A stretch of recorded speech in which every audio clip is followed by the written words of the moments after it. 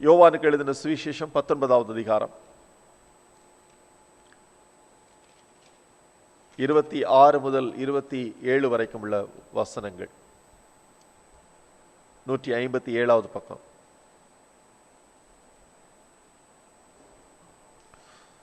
அப்பொழுது இயேசு தம்முடைய தாயையும் அருகே நின்ற தமக்கு அன்பாயிருந்த சீசனையும் கண்டு தம்முடைய தாயை நோக்கி, ஸ்திரீயே, அதோ உன் மகன் என்றார். பின்பு அந்த சீசனை நோக்கி, அதோ உன் தாய் என்றார். அந்நேரம் முதல் அந்த சீசன் அவளை தன்னிடமா ஏற்றுக்கொண்டான். இதுல சில காரியங்கள் ஆவியானவர் நம்ம கற்றுத் தருகிறாரு. நம்ம இயேசுடைய சிலுவையை தியானித்து வருகிறோம். சிலுவையின் பக்கத்துல இயேசுடைய தாய் மரியாள் நிற்கிறாங்க, யோவான் நிற்கிறாரு. மற்ற அப்போஸ்தலரை காணல.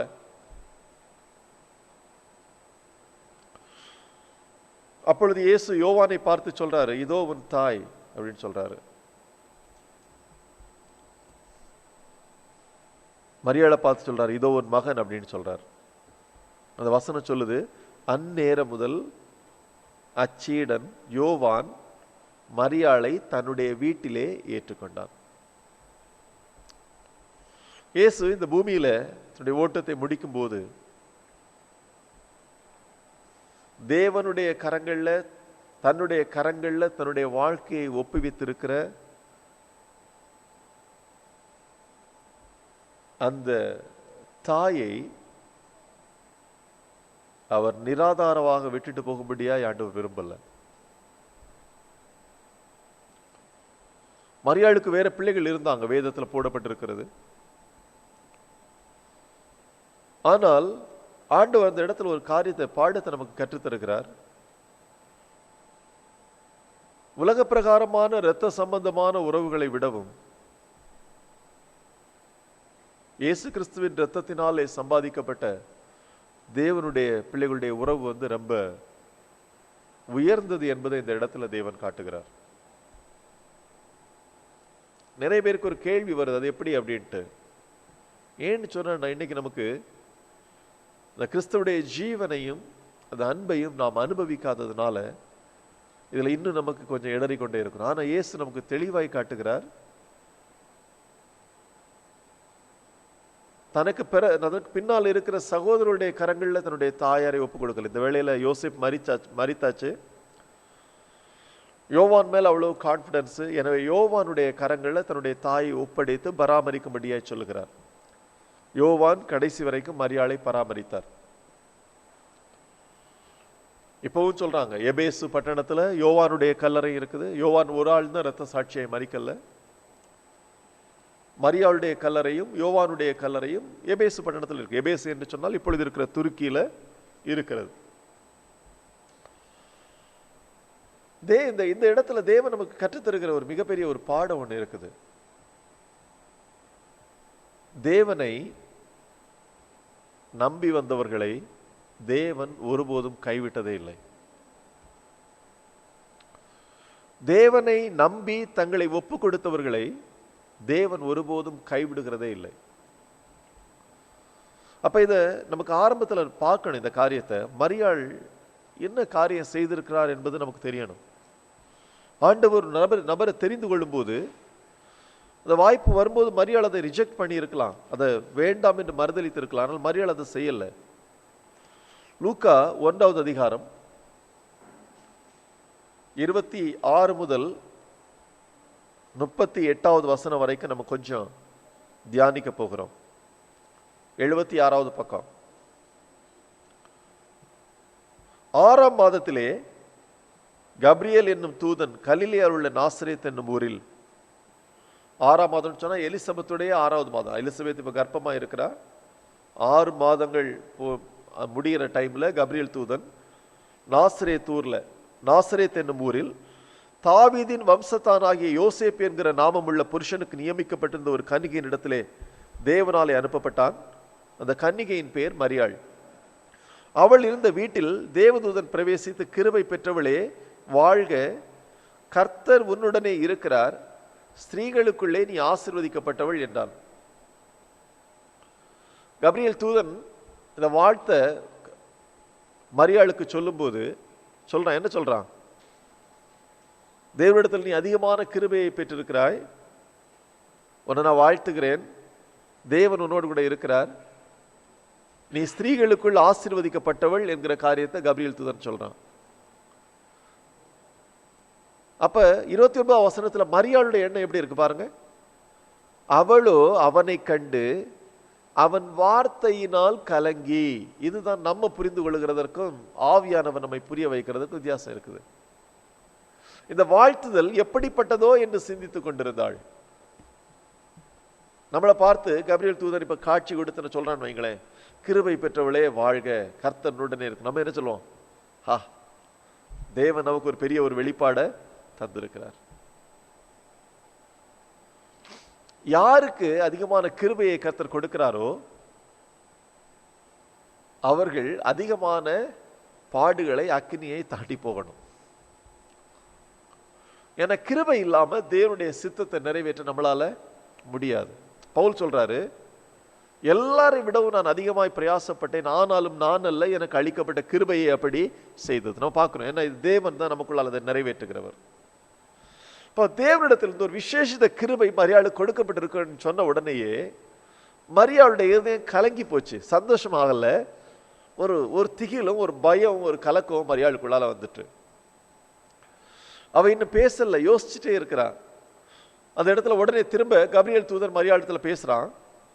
தேவதூதன் அவளை நோக்கி, மரியாளே பயப்படாதே, நீ தேவனிடத்தில் கிருபை பெற்றாய். திரும்பவும் சொல்றான், மரியாளே நீ பயப்படாத, தேவனிடத்தில் நீ கிருபை பெற்றாய். அந்த நாட்கள் உங்களுக்கு தெரியும், இப்போ உள்ளது மாதிரி இல்லை. அந்த நாட்கள்ல ரொம்ப சின்ன வயசுலேயே திருமணம் பண்ணி கொடுப்பாங்க.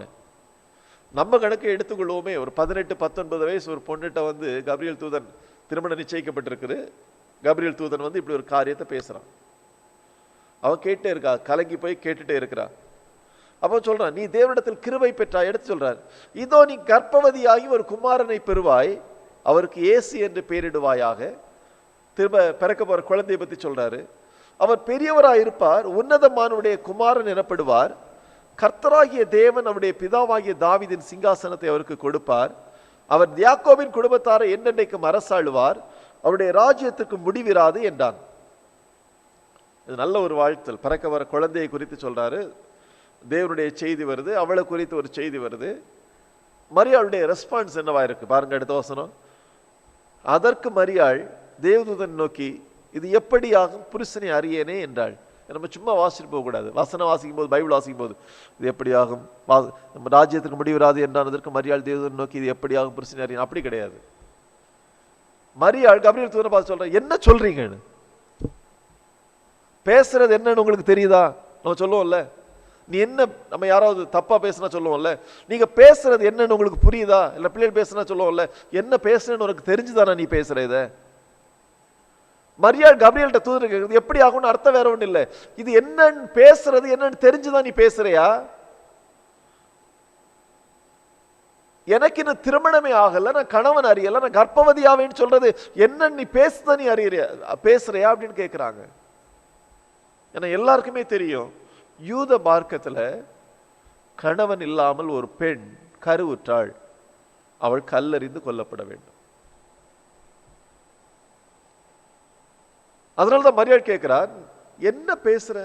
நம்ம சொல்றோம், என்ன ஒரு வாக்கு தத்துவம், பிறக்க போற குழந்தை இயேசு, அந்த குழந்தை பெரியவராக இருப்பார்னு சொல்றாரு, கர்த்தரிடத்துல கிருபை பெற்றான்னு சொல்றாரு, எல்லாம் சரிதான். குழந்தை பிறக்கிற ஒரு காரியம் இருக்குல்ல, அவ கிட்டத்தட்ட மரணத்திற்கு நேராக தன்னுடைய ஜீவனை ஒப்பு கொடுக்கணும். அவ தடுமாறுறா, திணறா. அந்த வாழ்த்தை கேட்டு மரியாளுடைய இருதயம் கூதுகலிக்கவில்லை.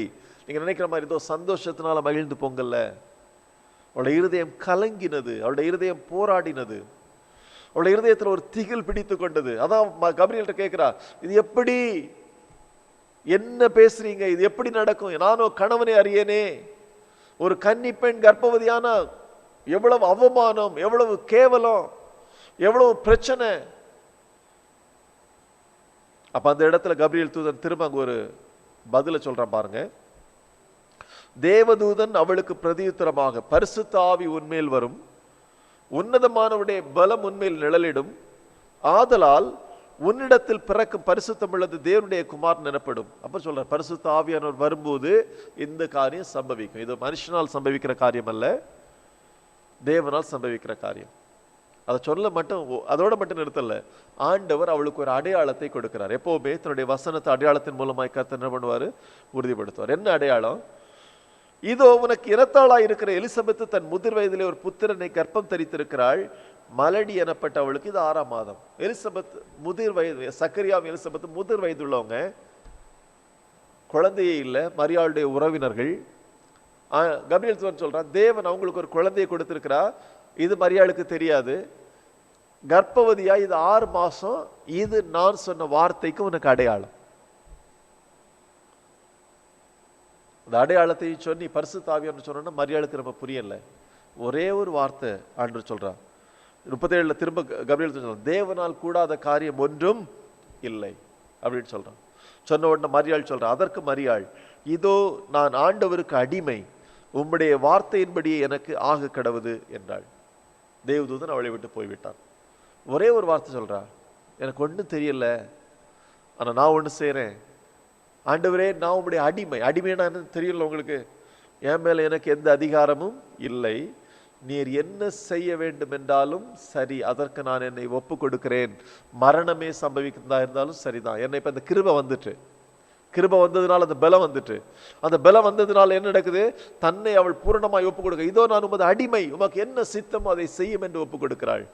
அதனுடைய கர்த்தர் அதனுடைய அர்த்தம் வேற ஒன்றும் இல்லை, தன்னுடைய ஜீவனை பலிபிடத்திலே மரியாள் வைக்கிறத நம்ம பார்க்கிறோம். பிரியமானவர்களே, இது ஒரு எளிதான ஒரு காரியம் அல்ல.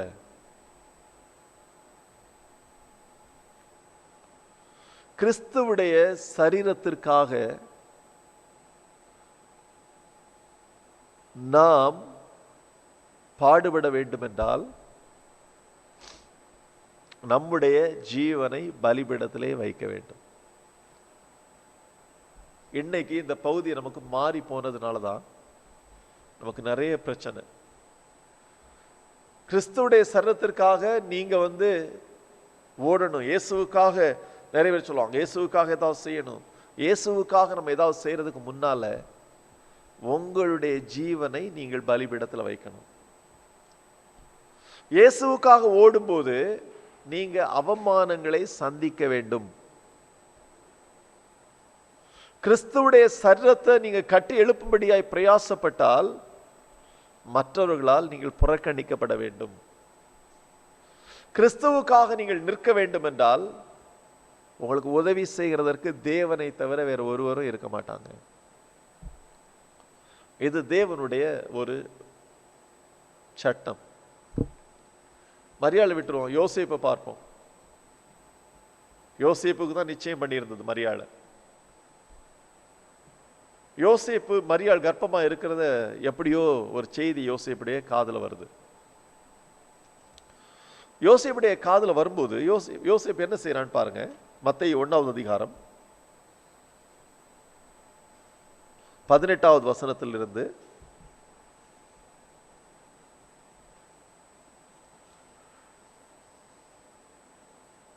வாசிப்போம். 18வது வசனம்.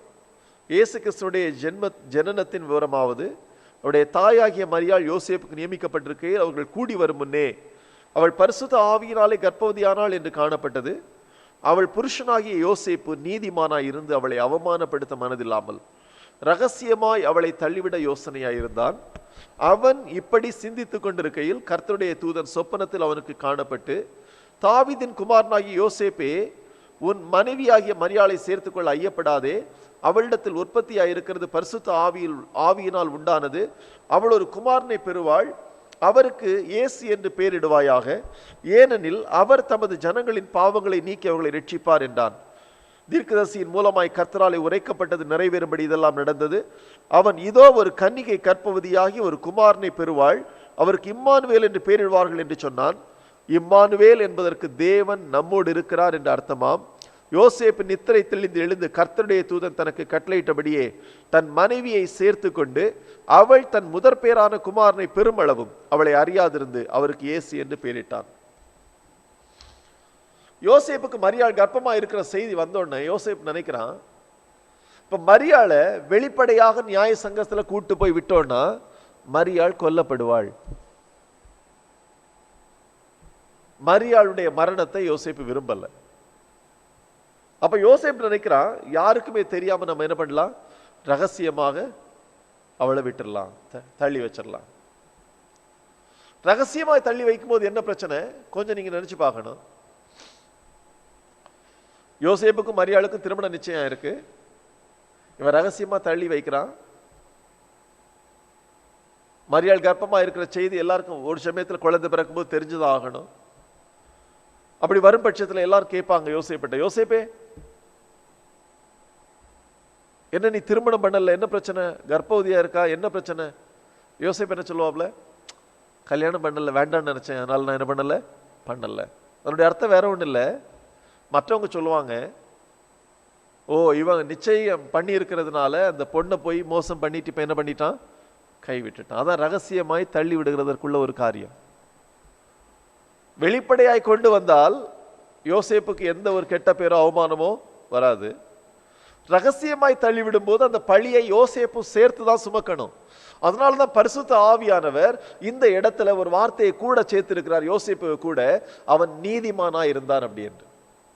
அவன் ஏன் நீதிமானா இருந்தான்? அவளுடைய மரணத்தை விரும்புறது மாத்திரமல்ல, அந்த அவமானத்திலே வருகிற பங்கையும் அவன் தேவனுக்கு பயந்ததுனால ஏற்றுக்கொள்கிறவனா இருந்தான். ஆண்டவர் தான் தெரிந்து கொண்ட பாத்திரங்களை நீங்க பாத்தீங்கன்னா தெரியும், தேவன் முகத்தை பார்க்கறதல்ல, அவளுடைய இருதயத்தை, அவளுடைய ஆவியை பார்க்கிறார். அவங்க ஆவி உள்ள போய் தோண்டி பார்த்தீங்கன்னா தெரியும், அதுல ஒரு உத்தமம் இருக்கும், கர்த்தருக்கு முன்பதாக ஒரு உண்மை இருக்கும். வெளிப்படையாய் பேசுகிறது அல்ல, அந்த இருதயத்துக்குள்ளால ஒரு உத்தமம் இருக்கும், ஒரு உண்மை இருக்கும், தேவனுக்கு பயப்படுகிற பயம் இருக்கும். ரெண்டு பேற்றையுமே அதை இருந்ததை பார்க்கிறோம். ஆண்டவர் ஏன் தெரிந்து கொண்டார்? தன்னுடைய சரீரத்தை வெளிப்படுத்தும்படியாய் இந்த பூமியிலே ஒரு யோசேப்பு என்கிற ஒரு நபரை, மரியாள் நபரை கர்த்தர் தெரிந்து கொண்டதற்கான நோக்கம் உங்களுக்கு இந்த வேளையில புரிந்திருக்கும். ஆச்சரியமா இருக்குது. அப்ப இன்னைக்கு கிறிஸ்துவின் சரீரமாகிய சபை என்று சொல்லப்பட்டிருக்கிறது. சபையை கட்டும்படியா நம்ம பிரயாசப்படுறோம். நம்ம எல்லாருக்குமே ஒரு பகுதி, ஒரு வேலை கொடுக்கப்பட்டிருக்கிறது. நமக்கு ரட்சிப்பருளும்படியான காரியம் யோசேப்பு மரியாள்கிட்ட வரல, தெளிவா புரிந்து கொள்ளுங்க. ஆனால் அந்த சரீரத்தை உருவாக்கும் போது சில பாடுகள் அவர்களுக்கு கடந்து வந்தது, அவமானங்கள் கடந்து வந்தது. ஆனால் வேத வசனம் நமக்கு தெளிவாய் ஒரு காரியத்தை சொல்லி தருகிறது. என்ன தெரியுமா? 2 தீமோத்தேயு 2வது அதிகாரம் 12வது வசனம். 2 தீமோத்தேயு 2வது அதிகாரம் 12வது வசனம்.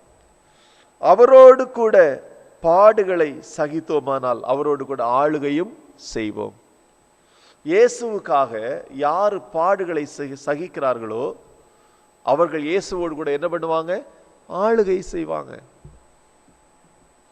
நாம இந்த உலகத்துல இயேசுவுக்காக படுற பாடுகள், கிறிஸ்துவுடைய சரீரத்தை கட்டுகிறதற்காக படுகிற பாடுகள் விருதாவாய் அல்ல.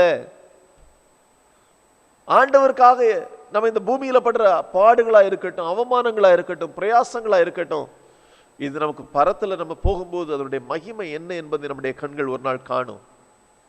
அதனாலதான் ஆவியானவர் இந்த காரியத்தை நமக்கு தெளிவா எழுதி தந்திருக்கிறார். ஆச்சரியமான ஒரு காரியம். பவுல் அப்போஸ்தலன் அதனாலதான் அந்த காரியத்தை திரும்ப நமக்கு சொல்லுகிறத நம்ம பார்க்கிறோம். பவுல் சொல்றாரு, கொலோசியர்கள் நிருபம் 1வது அதிகாரம் 24வது வசனத்துல, கொலோசியர் 1:24, இப்பொழுது நான் உங்கள் நிமித்தம் அனுபவிக்கிற பாடுகளில் சந்தோஷம் அடைந்து கிறிஸ்துவனுடைய உபத்திரவங்களில் குறைவானதை, பவுல் சொல்கிற உபத்திரவம் ரட்சிப்புக்கான உபத்திரவம் அல்ல, அது இயேசு மாத்திரம்தான் நமக்காக நிறைவேற்றப்பட முடியும். அது அவர் சிலுவையிலே நிறைவேற்றி இருக்கிறார். தெளிவா புரிந்து கொள்ளுங்க. இது கிறிஸ்துவுடைய சரீரமாகிய சபைக்காக எப்படி அன்னைக்கு ஒரு சரீரத்திற்காக ஒரு யோசேப்பும் ஒரு மரியாளும் பாடுகளை பட்டு அவமானங்களை சகித்தார்களோ, அதே போல கிறிஸ்துவின் சரீரமாகிய சபையை கட்டணும்னா நாமும் அதே பாடுகளையும் அதே அவமானங்களையும் நாம் சகித்தாக வேண்டும். எனவே பவுல் சொல்றாரு, கிறிஸ்துவுடைய உபத்திரவங்களில் குறைவானதை. ரட்சிப்பின் காரியத்தை யாரும் நிறைவேற்ற முடியாது. பவுல் நிறைவேற்ற முடியாது, நாமும் நிறைவேற்ற முடியாது, யோசேப்பும் மரியாளும் நிறைவேற்ற முடியாது. ஆனால் இங்க அவர் சொல்றது பாருங்க, குறைவானதை அவருடைய சரீரமாகிய சபைக்காக என் மாமிசத்திலே நிறைவேற்றுகிறேன்.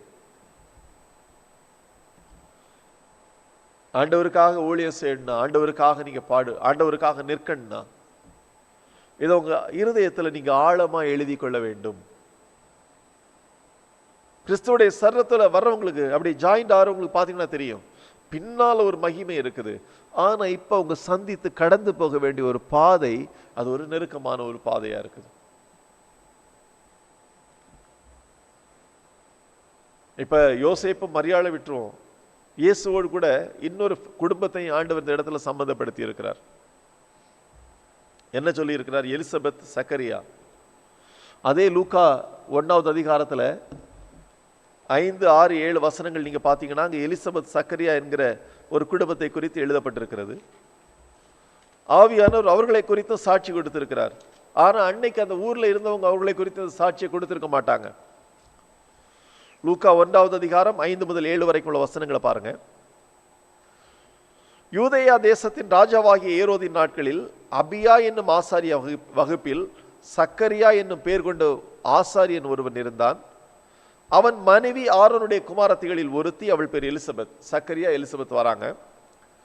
அவர்கள் இருவரும் கர்த்தரிட்ட சகல கற்பனைகளின்படியேயும் நியமங்களின்படியேயும் குற்றமற்றவர்களாய் நடந்து தேவனுக்கு முன்பாக நீதி உள்ளவர்களாய் இருந்தார்கள். பரிசுத்த ஆவியானவர் என்ன சாட்சி கொடுக்கிறாரு? தேவனுடைய எல்லா கற்பனைகளுக்கும் அவங்க கீழ்ப்படிந்து தேவனுக்கு முன்பாக குற்றமற்றவர்களாகவும் நீதி உள்ளவர்களுமாக இருந்தாங்க. ஆனா அடுத்த வசனம் என்ன சொல்லுது பாருங்க. எலிசபெத் மலடியா இருந்தபடியினால் அவர்களுக்கு பிள்ளை இல்லாதிருந்தது. இருவரும் வயது சென்றவர்களாய் இருந்தார்கள். புதிய ஏற்பாட்டுக்கும் பழைய ஏற்பாட்டுக்கும் நிறைய வித்தியாசம் உண்டு. புதிய ஏற்பாட்டுல பிள்ளைகள் இல்லாமல் இருக்கிறது ஒரு சாபம் அல்ல.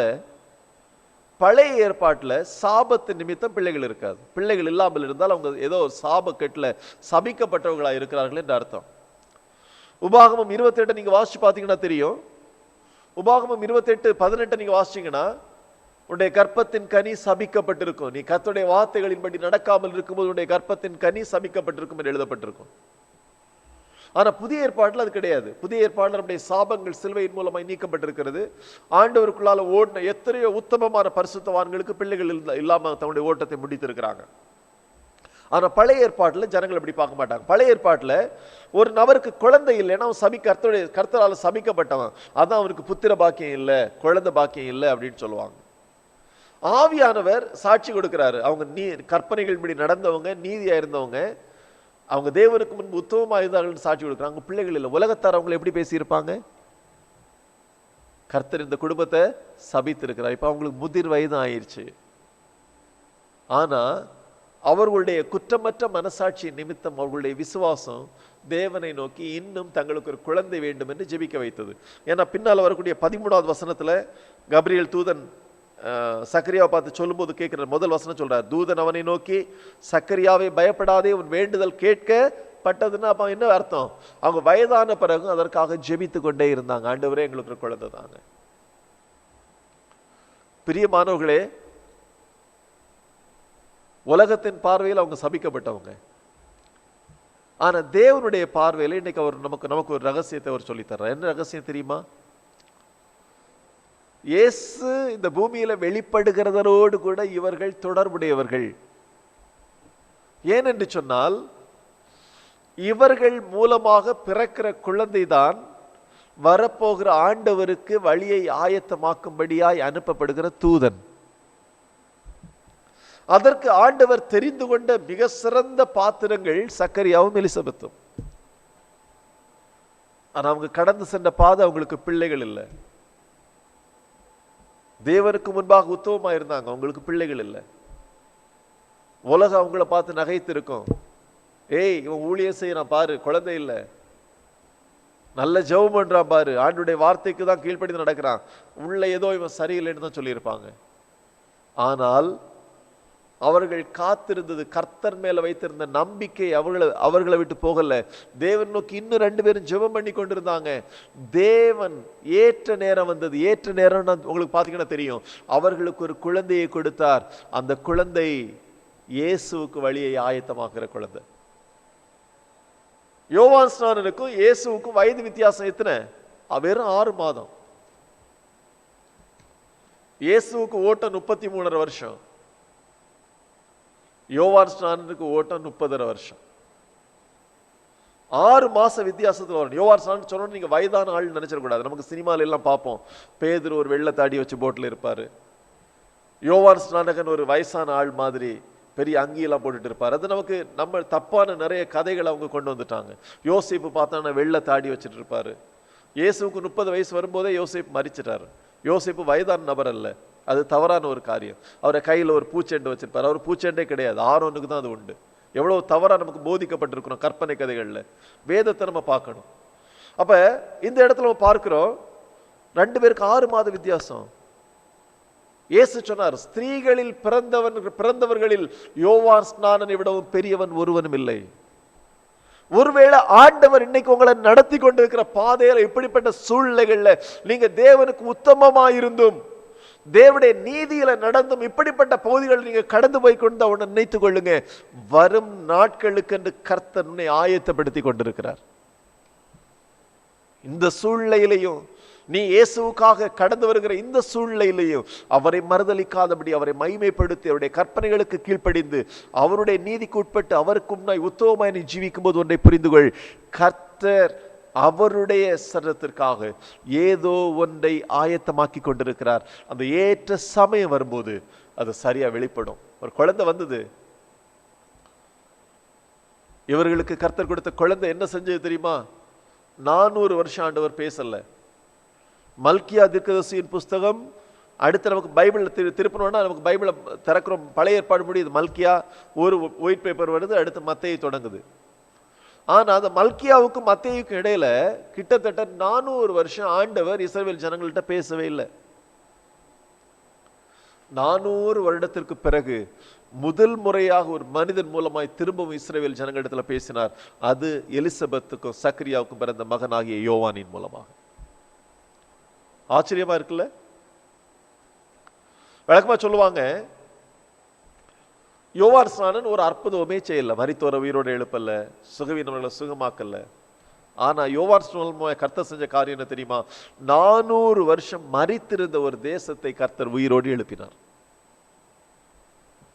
என்ன ஒரு வல்லம்! அதனால இயேசு சொன்னாரு, எலியாவை விட, எலிசாவை விட, மோசையை விட யோவான் ஸ்நானன் பெரியவன் என்று இயேசு சொன்னார். மரியாளை விட யாரை விடவும் யோவான் ஸ்நானன் பெரியவன் என்று சொன்னார். ஆண்டவருடைய ஓன் ஸ்டேட்மெண்ட் அது. ஆண்டவர் சொன்னா பொய் கிடையாது. அப்ப கிறிஸ்துவின் சரத்திற்கு வழியை ஆயத்தப்படுத்த வேண்டும் என்றால் இயேசுவோடு கூட தொடர்புடையவர்களாக இருக்கிற நாம் வரப்போகிற நாட்களில் ஆளுகையை சோதரித்துக் கொள்ளும்படிக்கு, மகிமையை சோதரித்துக் கொள்ளும்படிக்கு இந்த நாளிலே நமக்கு சில நெருக்கமான பாதைகளை கர்த்தர் வைத்திருக்கிறது உண்மைதான்.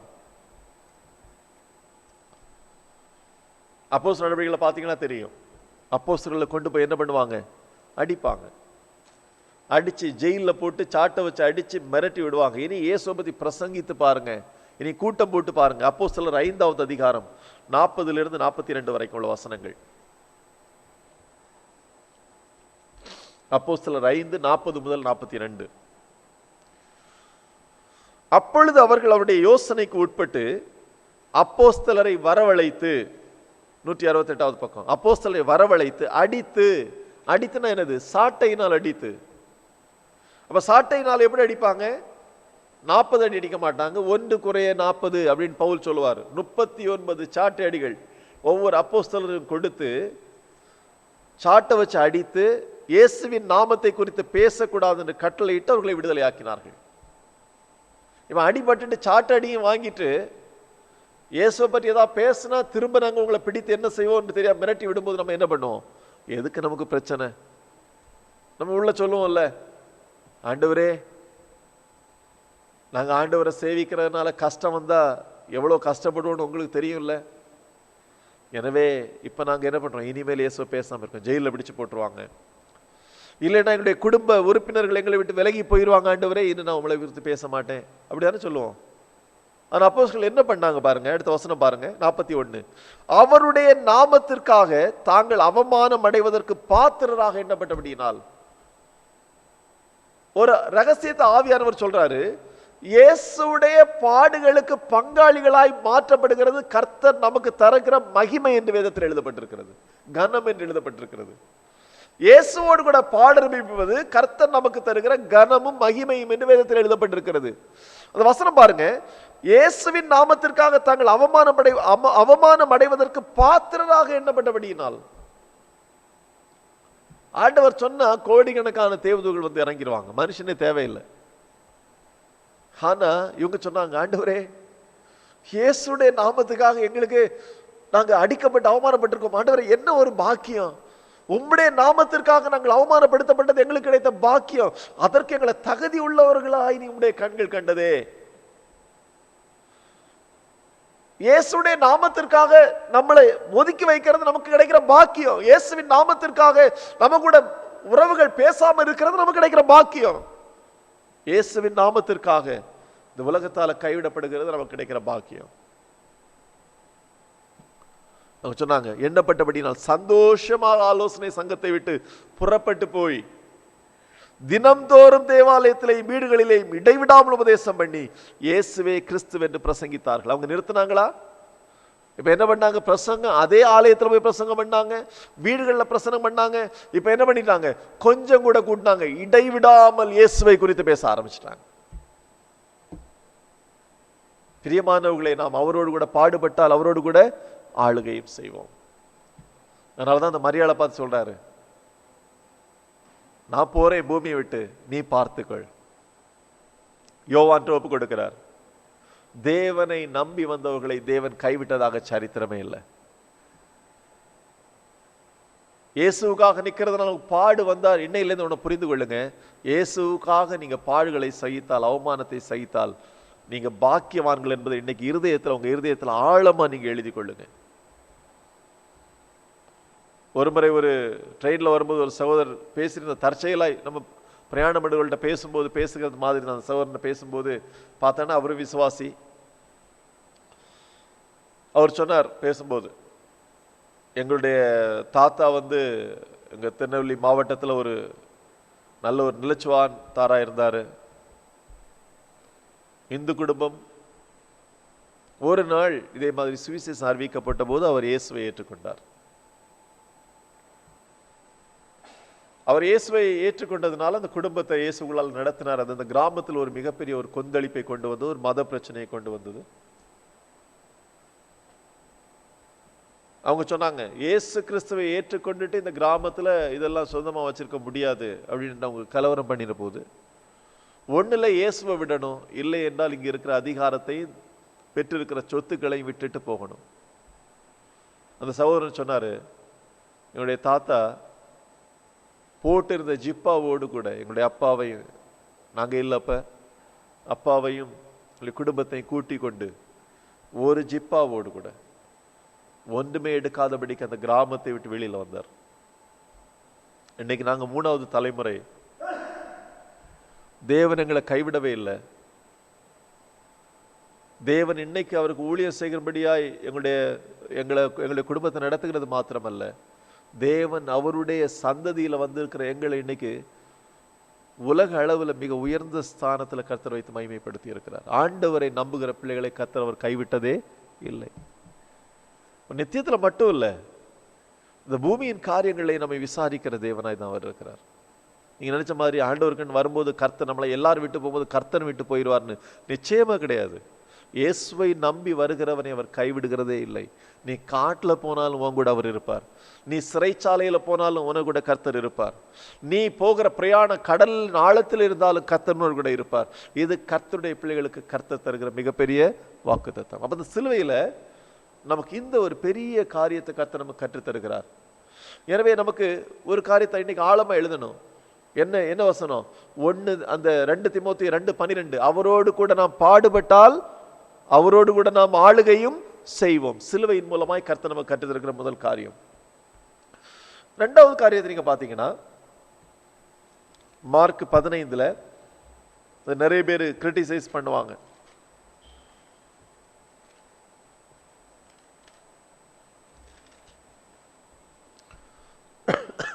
மார்க் 15:34 வசனத்துல ஆண்டவர் ஒரு வார்த்தை சொல்லுவார்.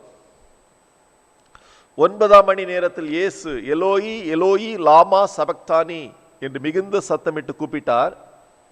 அதற்கு என் தேவனே ஏன் என்னை கைவிட்டீர் என்று அர்த்தமாம். தெளிவா புரிந்து கொள்ளுங்க. இன்னைக்கு சில யெகோவா விட்னஸ்காரங்களா இருக்கட்டும்,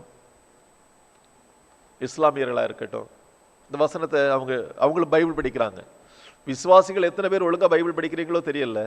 தேவனை அறியாதவங்க இன்னைக்கு நிறைய உட்கார்ந்து மணி நேரம் செலுத்து பைபிள் படிக்கிறாங்க. ஒரு ஆள் சொன்னாரு, இதை கரெக்டா எதிர்த்து வாதிடணும்னு சொல்லி ஒரு நாளைக்கு 12 மணி நேரம் பைபிள் படிக்கிறவங்க இருக்காங்க. இதுல எப்படியாவது பிடிக்கணும்னு சொல்லிட்டு. ஆனா ஆண்டுடைய பிள்ளைகள் அதுல நேரம் செலவிடுறது ரொம்ப குறைவு. அவங்க சொல்லுவாங்க, அதுல சொல்றாரு, தேவனே என்ன கைவிட்டேன்னா அவர் தேவன் கிடையாதுல்ல. ஒரு காரியத்தை நீங்க புரிந்து கொள்ளணும், தேவனுக்கு மரணம் கிடையாது. சரியா இல்லையா? மரணம் யாருக்கு தான் உண்டு? மனுஷனுக்கு உண்டு. தேவதூதர்களுக்கு மரணம் கிடையாது. மனிதனை தேவன் சிருஷ்டிக்கும் போது அவனுக்கு மரணம் கிடையாது. மரணம் இல்லாத ஒரு ஜீவராசியாக, ஒரு மனுஷனாக, தன்னுடைய சாயலாக தான் மனிதனை சிருஷ்டித்தார். ஆனால் பாவம் வந்தபோது அந்த இடத்துல என்ன வந்தது? மரணம் வந்தது. இப்பொழுது இவர்களுடைய மரணத்தை ருசி பார்த்து இவர்களை விடுதலையாக்க வேண்டும் என்றால் தேவன் மனுஷ சரீரத்தில் வர வேண்டியது அவசியம். மனித சரீரத்தில் வரலனா அவருக்கு மரணம் என்பது கிடையாது. எனவேதான் இயேசு மனுஷ சரீரத்தில் இந்த பூமியில் என்ன பண்றாரு? கடந்து வரார்.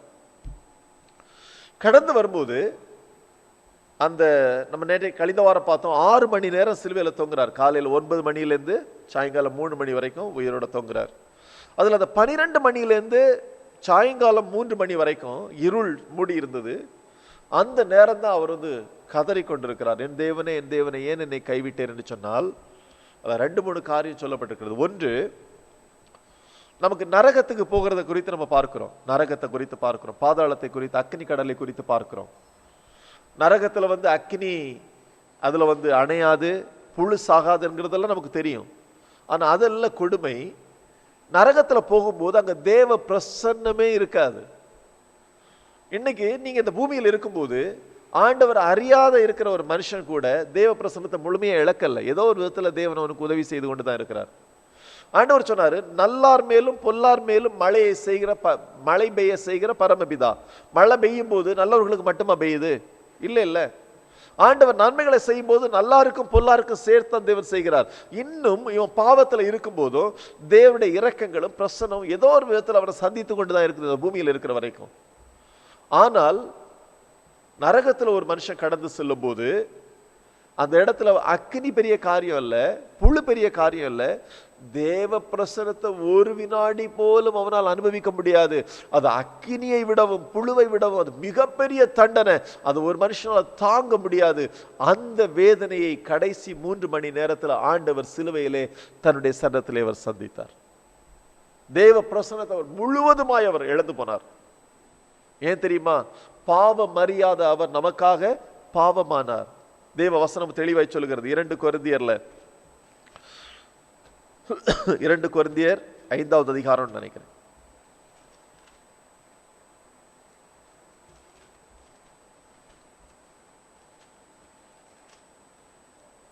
ஆமா, 2 கொரிந்தியர் 5:21. நாம் அவருக்குள் தேவனுடைய நீதியாகும்படி பாவம் அறியாத அவரை நமக்காக பாவமாக்கினார். அவரிடத்துல பாவமே இல்லை, பாவம் அறியல. பாவமாக்கினார்னு அவர் பாவி அல்ல. நம்முடைய பாவங்கள் இப்பொழுது யார் மேல வைக்கப்பட்டது? இயேசுவின் மேல வைக்கப்பட்டது. இப்ப அவர் மனுஷகுமாரன், அதே நேரத்தில் அவர் தேவகுமாரன். அதனாலதான் அது தாங்க முடிஞ்சது. அந்த பாவம் அவர் மேல வைக்கப்பட்ட உடனே நித்தியத்தில் இருந்து பிதாவை விட்டு விலகாமல் இருந்த குமாரன், வேத வசனம் சொல்லுகிறது, பிதாவின் மடியில் இருந்து அவருடைய ஒரே பேரான குமாரனிடத்தில் இருந்து பிதாவாகிய தேவன் தன்னுடைய முகத்தை மறைத்துக் கொண்டார். அவர் இப்பொழுது மனுஷகுமாரனா இருந்த அந்த பாடு அனுபவிக்கும் போது தேவ பிரசனத்தை முழுவதுமாக இழந்து நரகத்துல நாம் நித்தியமாக அனுபவிக்க வேண்டிய அந்த தண்டனை அந்த 3 மணி நேரத்தில் ஆண்டவர் அனுபவித்தார். அந்த இடத்துல அவர் தேவ பிரசனத்தை பார்க்கவே இல்லை. ஏன்னா பிதாவுக்கு சொல்லும்போது அவர் பாவத்தை பாராத சுத்த கண்ணர் என்று எழுதப்பட்டிருக்கிறது. அவர் மறைத்துக் கொள்ளும் போது தாங்க முடியல. நீங்க ஒரு நிமிஷம் கேட்டு பாருங்க ஆண்டவர், ஆண்டவரே நீங்க ஆண்டவர் அறிந்திருக்கிறீங்களா, ஆண்டவர் உடைய பிரசன்னத்தை இழந்தா எனக்கு எப்படி இருக்கும்னு ஒரு நிமிஷம் எனக்கு காட்டி தாங்க. நான் இங்க ஆண்டவர்கிட்ட கேளுங்க. ஆண்டவர் ஒரு நிமிஷம் தந்தா உங்களால் நீங்க பதறிடுவீங்க. அக்னியோ வேற எந்த காரியம் உங்களை பயமுடுத்த முடியாது. இருதயத்தினால் நம்மளால தாங்கவே முடியாது. அதை அந்த இடத்துல தான் ஆண்டவர் சொல்றார், என் தேவனே என் தேவனே என்னை கைவிட்டீர். தேவனுடைய பிரசன்னத்தை முழுவதுமாக இழந்து போகிறார். நிறைய பேர் இன்னும் சிலர் சொல்லுவாங்க, இது அவிசுவாசமான வார்த்தை, என்னை கைவிட்டீர்னு சொல்றது. அவர் அவிசுவாசமான வார்த்தை சொல்லல, சொல்லும்போது சொல்றாரு, என் தேவனே என் தேவனே. நான் சொல்றது உங்களுக்கு புரியுது இல்ல? எப்பொழுது நீர் என்னுடைய தேவன், என்னுடைய தேவனே, என்ன அவர் சேர்த்திருக்கிறார், என் தேவனை, இப்பொழுதும் நீர் என்னுடைய தேவன், என்னுடைய தேவன். தாங்க முடியல, அதான் அர்த்தம். தெளிவா புரிந்து கொள்ளுங்க. இயேசு ஏன் கைவிடப்பட்டார் என்று சொன்னால், நானும் நீங்கள் அவருடைய தேவனுடைய சொந்த பிள்ளைகளாய் சேர்த்துக் கொள்ளப்படும்படியா.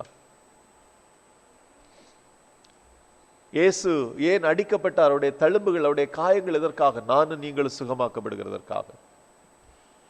இயேசு சிலுவையிலே ஏன் அறையப்பட்டார்? நானும் நீங்களும் நமக்காக சாபமானார், ஏனென்றால் நாம் சாபத்திலிருந்து விடுதலை அடையும்படியாக. அப்படி என்று சொன்னால், பிதாவாகிய தேவன் இயேசு கிறிஸ்துவை கைவிட்டது என்னையும் உங்களையும் சொந்த பிள்ளைகளாக அணைத்துக் கொள்ளும்படியாக. இதைத்தான் இந்த மார்க் 15:34 சொல்லுகிறது. எபிரேயர் 2 வேதவசனம் சொல்லுகிறது, நமக்காக, நம் ஒவ்வொருவருக்காகவும் அவர் மரணத்தை ருசி பார்த்தார். அது மரணம் என்பது அவருக்கு கிடையாது. ஆனா என்னையும் உங்களை ஜீவன்ல கொண்டு வரும்படியாய் நமக்காக இயேசு என்ன பண்ணார்? மரணத்தை ருசி பார்த்தார். எப்பொழுது அவருடைய மரணத்தினால நாம் தேவனுடைய பிள்ளைகளாக மாற்றப்பட்டிருக்கிறோம். இதுதான் அந்த வசனுடைய அர்த்தம். அவர் கைவிடப்படலைன்னா நானும் நீங்களும் கர்த்தருடைய பிள்ளைகளாய் மாற்றப்பட முடியாது. அவர் கைவிடப்பட்டிருக்கிறார். எனவே இயேசு எனக்காக சிலுவையிலே கைவிடப்பட்டிருக்கிறார். இனி நான் ஒருபோதும் கைவிடப்படுவதே இல்லை. உங்க இருதயத்தில் ஆழமா எழுதிருங்க, இயேசுவை எனக்காக, என்னுடைய பாவங்களுக்காக தேவன் கைவிட்டார். இனி என்னை அவர் தன்னுடைய பிள்ளையை ஏற்றுக்கொண்டிருக்கிறபடினால என்னை ஏற்றுக்கொண்ட என்னுடைய பரலோக தகப்பன் என்னை இனி ஒருபோதும் கைவிடுவதே இல்லை. தேவன் தெளிவாக எழுதியிருக்கிற ஒரு காரியம். அடுத்து 3வது ஒரு பாயிண்ட் நம்ம பார்க்கிறோம். யோவான் 19வது அதிகாரத்துல 28 முதல் 30 வரைக்கும் உள்ள வசனங்களை வாசிக்கிறோம். யோவான் 19 28 முதல் 30.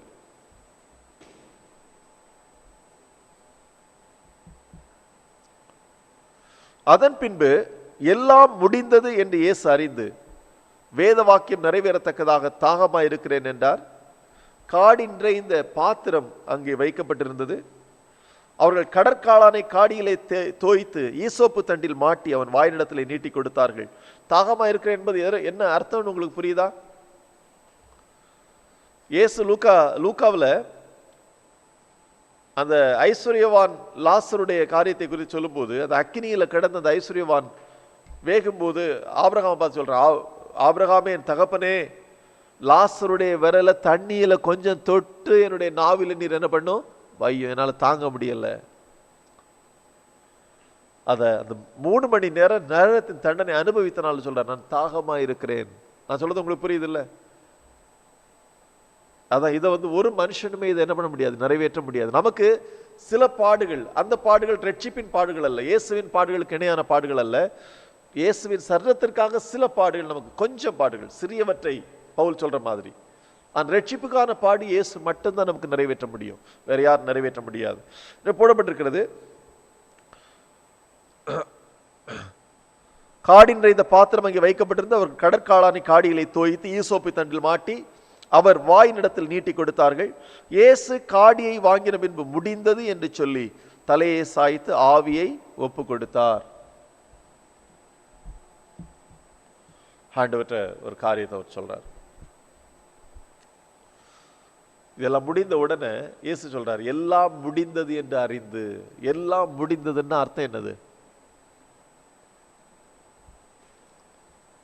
ஒரு மனிதனை ரட்சிப்பதற்கான எல்லா காரியத்தையும் இயேசு சிலுவையிலே நிறைவேற்றி முடித்தார். இனி ஒரு பலி தேவையில்லை. இனி ரட்சிப்புக்காக, பாவ மன்னிப்புக்காக நீ ஒரு ஆடு மாடை செலுத்த வேண்டிய பலி, கொடுக்க வேண்டிய பலி தேவையில்லை. இனி நீ வேற பிரயாசங்களை பண்ணி அந்த பலியை, பாவ நிவர்த்தி அடையும்படியாய் ஓட வேண்டிய தேவையில்லை. உனக்காக ஒரே ஒரு பலி நிறைவேற்றப்பட்டிருக்கிறது. அது சிலுவையில் நிறைவேற்றப்பட்டிருக்கிறது. அவைகள் எல்லாம் முடிக்கப்பட்டிருக்கிற மீட்பின் எல்லா காரியங்களையும் சிலுவையில் ஆண்டவர் முடித்திருக்கிறார். எல்லாம் முடிந்தது என்று சொல்லி அந்த காரியத்தை ஆண்டவர் நிறைவேற்றுகிறார். நமக்கு எபிரேயர் நிருபத்தில் எழுதும் போது, எபிரேயர் 10வது அதிகாரம் 10வது வசனத்திலிருந்து நம்ம வாசிப்போம். எபிரேயருக்கு எழுதிய நிருபம் 10வது அதிகாரம் 10வது வசனத்திலிருந்து 10, 11, 12, 14. இயேசு கிறிஸ்துவினுடைய சரீரம் ஒரே தரம் பலியிடப்பட்டதினாலே அந்த சித்தத்தின்படி நாம் பரிசுத்தமாக்கப்பட்டிருக்கிறோம். அந்த வசனத்தை நீங்க நோட் பண்ணிக்கணும். ஒரே தரம். இயேசுவை நீங்க வருஷந்தோறும் கொண்டு போய் சிலுவையில் அறையக்கூடாது. சரியா? இயேசு திரும்ப திரும்ப சிலுவையில் அறையப்பட முடியாது. ஒரே பலி, ஒரே பலி, ஒரே தரம். அடுத்து கீழே போட்டுருக்கு பாருங்க. அன்றியும் எந்த ஆசாரியனும் நாடோறும் ஆராதனை செய்கிறவனாயும் பாவங்களை ஒரு காலம் நிவர்த்தி செய்யக்கூடாத ஒரே வித பலிகளை அநேகம் தரம் செலுத்துகிறவனாய் நிற்பான். பழைய ஏற்பாடுல ஒவ்வொரு நாளும் பலி கொடுப்பான். ஏன் ஒவ்வொரு நாளும் பலி கொடுக்கிறான்? நேற்றை கொடுத்த பலி அவனுடைய பாவத்தை நிவர்த்தி பண்ணல, இன்னும் அவனுடைய குற்ற மனசாட்சி மாறல. எனவே அடுத்த நாளும் பலி கொடுக்க வரான், அடுத்த நாளும் பலி கொடுக்க வரான். அவன் கொடுக்கிற பலி அவனுடைய குற்ற மனசாட்சி அவனிடத்திலிருந்து நீக்கி போட போதுமானதாக இல்லை. அதான் அந்த வசனம் சொல்லப்பட்டிருக்கிறது.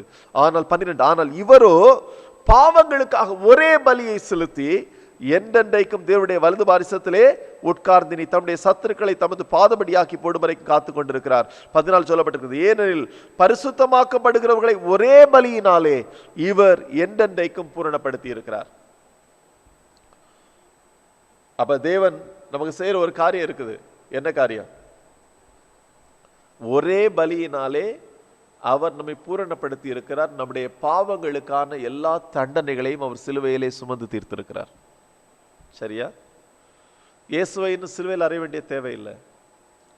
இயேசுவுக்கு முன்னால இருந்தவங்களா இருந்தாலும் சரிதான், இயேசுவுக்கு பின்னால இருக்கிறவங்களா இருந்தாலும் சரிதான், நமக்கு பின்னால பிறக்க போகிற பிள்ளைகளாக இருந்தாலும் சரிதான், எல்லாருடைய பாவங்களும் கிறிஸ்துவின் சிலுவையிலே சுமந்து தீர்க்கப்பட்டிருக்கிறது.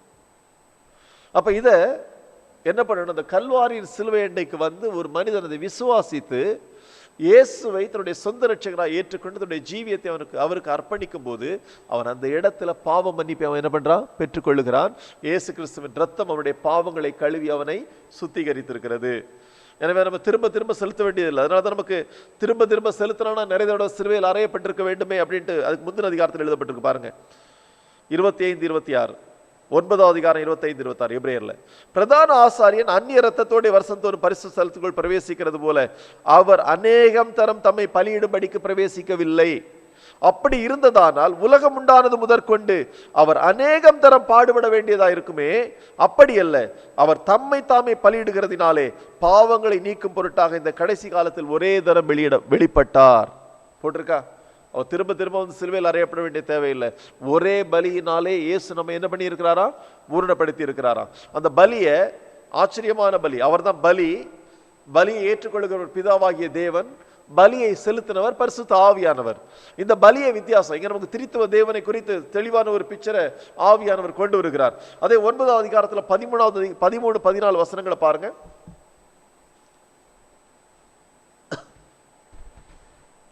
13, 14, 9, 13, 14. அது எப்படி எனில், காளை, வெள்ளாட்டுக்கடா இவைகளின் இரத்தமும் தீட்டுப்பட்டவர்கள் மேல் தெளிக்கப்பட்ட கடாரியின் சாம்பலும் சரீர சுத்தி உண்டாக்கும்படி பரிசுத்தப்படுத்துமானால், அதாவது 3 காரியம் இருக்கு. பாவ பலியாக என்ன செலுத்துவாங்க? காளை கொடுப்பாங்க, பலி கொடுப்பாங்க, வெள்ளாட்டுக்கடா பலி கொடுப்பாங்க. கடாரின்னு சொல்றது நம்ம அதில் போட்டப்பட்டிருக்கிறது. காளை, வெள்ளாட்டுக்கடா இவைகளின் இரத்தமும். கடாரின்னு சொன்னா சிவப்பு கடாரின்னு ஒன்று இருக்குது. இந்த சிவப்பு கடாரிய தகன பலியாய் செலுத்தி, நீங்க அதை வாசிக்கணும்னா வீட்டில் போய் வாசிச்சு பாருங்க. எண்ணாகமம் 19 அதில் எழுதப்பட்டிருக்கிறது. எண்ணாகமம் 19 வீட்டில் போய் வாசிச்சு பாருங்க. எண்ணாகமம் 19 2 முதல் 10 வரைக்கும் உள்ள வசனங்களை நீங்க வீட்டில் போய் வாசிச்சு பாருங்க. அந்த சிவப்பு கடாரியுடைய சாம்பல் என்ன பண்ணுவாங்கன்னா, அந்த கர்த்தர் தகன பலியாய் செலுத்தி அந்த சாம்பலை எடுத்து பாளையத்துக்கு வெளியில கொண்டு போய் தட்டிடுவாங்க.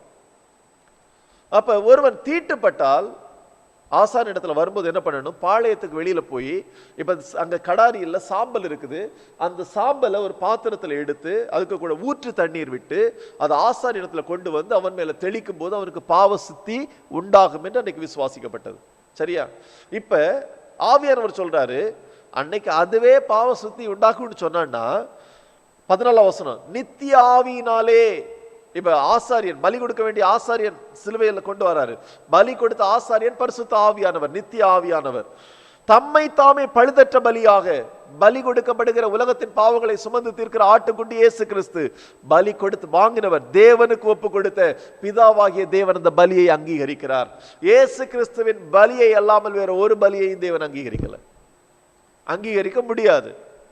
தேவனுடைய பாவத்திற்கு எதிரான கோபத்தை அமைதிப்படுத்த இயேசு கிறிஸ்து என்கிற பலியை அல்லாமல் தேவன் ஒரு பலியை அங்கீகரிப்பது இல்லை. ஒரே ஒரு பலி நமக்கு கொடுக்கப்பட்டிருக்கிறது, பரிசுத்த ஆவியானவர் கொடுக்கிறார். இந்த பலி பொருள் இயேசு கிறிஸ்து என்கிற ஆட்டுக்குட்டியானவர் பலியை, அந்த பலியை அங்கீகரித்ததை ஏற்று பாவ மன்னிப்பை தருகிறார் பிதாவாகிய தேவன். அதான் சொல், தேவனுக்கு ஒப்பு கொடுத்துள் கிறிஸ்துவுடைய இரத்தம் ஜீவனுள்ள தேவனுக்கு ஊழியம் செய்வதற்கு உங்கள் மனசாட்சியை சத்த கிரியைகளால் சுத்திகரிப்பது எவ்வளவு நிச்சயம். நீங்க புரிந்து கொள்ளுங்க, ஆண்டவருடைய பிள்ளைகள் உங்க பாவத்துக்காக செலுத்தப்பட்ட விலை என்ன என்பது அறிந்திருக்கிறதுனால இனி நீங்க பாவம் செய்யக்கூடாது. பாவம் தேவனுக்கு நமக்கு இடையில ஒரு பெரிய ஒரு மதில் சுவரை கொண்டு வந்துருது.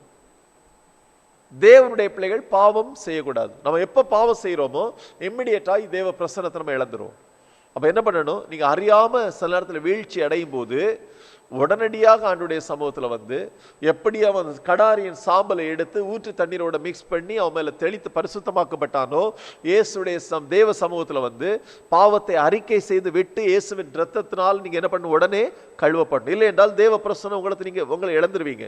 ஆண்டுடைய ஒரு காரியத்துல தெளிவா புரிந்து கொள்ளுங்க, தேவன் ஒரு மூலையில் ஒரு பக்கத்துல நின்றா பாவம் இன்னொரு பக்கத்துல இருக்குது. அப்ப தேவனுடைய பிள்ளை ரெண்டுக்கு இடையில் நிற்க முடியாது. ஒண்ணுல தேவனோடு கூட இருக்க முடியும். பாவம் வந்த உடனே அவன் என்ன பண்றான், தேவனை விட்டு பாவத்தின் பக்கமாய் சேர்ந்துட முடியும், தேவ பிரசன்னத்தை அவன் இழந்து போவான். அப்ப என்ன பண்ணணும், அவன் தேவ சமூகத்துல வந்து பாவத்தை அறிக்கையிட்டு மனம் திரும்பி இயேசுவின் இரத்தத்தினால கழுவப்படணும். நாம் உணர்வற்றவர்களா இருக்கக்கூடாது. எந்த ஒரு சின்ன ஒரு பாவத்தையும் நாம வந்து அது ஒரு எளிதான காரியம் நினைக்க கூடாது. அது தேவனுடைய பிரசன்னத்தை நாம் இழந்து போகும்படியாய் செய்கிறோம். அதை உடனடியாக சரிப்படுத்திடணும். அதனாலதான் நிறைய குடும்பங்கள்ல, விசுவாச குடும்பங்கள்ல பாத்தீங்கன்னா தெரியும், உள்ளால சண்டை வச்சுட்டே இருப்பாங்க, தேவ பிரசன்னமே இருக்காது.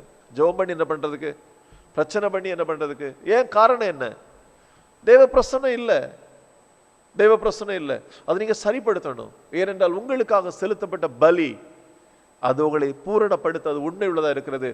நீங்க ஒருபோதும் உங்களை நீங்க ஆண்டவருடைய சமூகத்துல தாழ்த்த விட்டு கொடுக்கிறதுக்கு நீங்க தாமதிக்க கூடாது. உடனடியாக அந்த காரியத்தை செஞ்சு சரி பண்ணிடணும். அதைத்தான் இந்த வேத வசனத்தின் மூலமாக நமக்கு ஆண்டவர் வெளிப்படுது. என்னால் ஆண்டவர் சொன்னார், எல்லாம் முடிந்தது. முடிந்ததுன்னு சொன்னா அவர் நிறைவேற்றி முடித்து விட்டார். 6 நாட்கள்ல ஆதி ஆகமத்தில் எப்படி தேவன் உலகத்தையும் திரும்ப பூமியை எப்படி திரும்ப அவர் ஒழுங்குபடுத்தி உண்டாக்கினாரோ, அதே போல 6 மணி நேரத்துல அந்த சிலுவையின் மூலமாக ஆண்டவர் மனிதனுடைய ரட்சிப்பை நிறைவேற்றி முடித்தார். ஆச்சரியமான ஒரு காரியம். கடைசி பாயிண்ட் இருக்குது, அங்கதான் நமக்கு விசுவாசம் வரும். இதுவரைக்கும் அவர் மட்டும் இருக்கிறார். 6வது பாயிண்ட்ல வரும்போது, 4வது பாயிண்ட்ல வரும்போது ஒரு பாயிண்ட பார்க்கிறோம். லூக்கா 23வது அதிகாரம் 46வது வசனம். லூக்கா 23:46. இயேசு, பிதாவே உம்முடைய கைகளில் என் ஆவியை ஒப்பு கொடுக்கிறேன் என்று மகா சத்தமாய் கூப்பிட்டு சொன்னார். இப்படி சொல்லி ஜீவனை விட்டார். என்ன இதை பார்க்கிற இந்த ஆண்டவர் சொல்றாரு, எப்படி சொல்றாரு தெரியுமா? பிதாவே உம்முடைய கைகளில் என் ஆவியை ஒப்பு கொடுக்கிறேன். எப்படின்னு சொன்னா, வழக்கமா யூதர்கள் இந்த காரியத்தை செய்வாங்க. அந்த நைட்ல தூங்க போகும்போது அவங்க ஒரு ஜெபம் பண்ணுவாங்க, கண்கள் மேல கை வைத்து, தேவனே உம்முடைய கரங்கள் என்ன ஒப்பு கொடுக்கிறேன், எல்லா தீமைக்கு என்ன விலக்கி காது கொள்ளுங்க, நல்ல ஒரு இளைப்பாறுதலை தாங்க. ஒரு தகப்பனுடைய தோல்ல ஒரு சின்ன குழந்தை தூங்குறது மாதிரி தேவனுடைய பாதுகாவல்ல என்னுடைய ஆவியை நான் உம்முடைய கரத்தில் ஒப்பு கொடுக்கிறேன் பிதாவே சொல்லிட்டு இளைப்பாறுதலோடு. பிதாவே முடிக்கும் போது பாருங்கன்னு தெரியும், பாவத்திற்கான எல்லா காரியங்களும் நிறைவேற்றி முடித்தாச்சு. இப்ப பாவம் அந்த எல்லா காரியங்களும் அது ஒழுங்குபடுத்தப்பட்டு விட்டது. திரும்பவும் பிதாவே என்று அழைக்கிறார். பிதாவுடைய கரத்திலே தன்னுடைய ஆவியை ஒப்பு கொடுத்து ஆண்டவர் ஜீவனை விடுகிறார். அங்க ஒரு மரணம் சம்பவிக்கிறது. உலக பிரகாரம் மரணம், ஆனா முடிவை பார்க்கிறோம். ஏன் மரணம் சம்பவிக்கிறது என்று சொன்னால், ஒரு உயிர்த்தெழுதல் வர வேண்டும் என்றால் ஒரு மரணம் சம்பவித்தாக வேண்டும். சரியா இல்லையா? ஒரு உயிர்த்தெழுதல் வர வேண்டும் என்றால் மரணம் என்னாகும்?